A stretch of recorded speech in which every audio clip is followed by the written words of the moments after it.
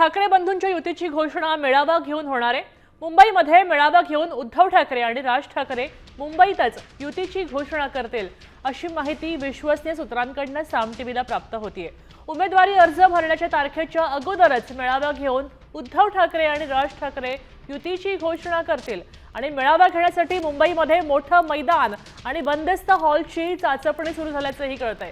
तेव्हा युतीचा फॉर्म्युला ऐवजी थेट दोन्ही पक्षातल्या उमेदवारांनाच संबंधित पक्षाकडून उमेदवारी अर्ज देण्यात येणार आहे। आपल्यासोबत गिरीश कांबळे जोडले गेलेत। गिरीश अधिक माहिती देत आहेत।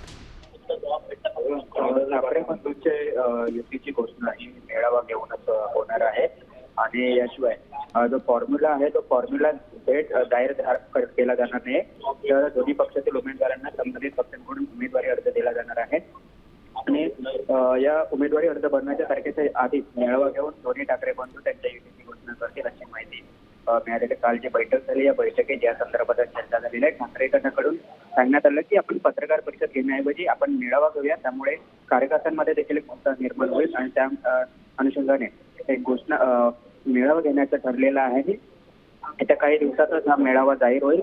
उमेदवारी अर्ज भरण्याच्या आधी हा मेळावा असणार आहे, त्यासाठी जे मोठं मैदान किंवा बंदिस्त मोठा हॉल ची चाचपणी सध्या सुरू आहे। यामध्ये षण्मुखानंद असेल, NSA असेल, यशवंत निस्को असेल, या काही भागांमध्ये हा मेळावा घेण्याची शक्यता आहे आणि या मेळाव्यातून युतीची घोषणा होईल।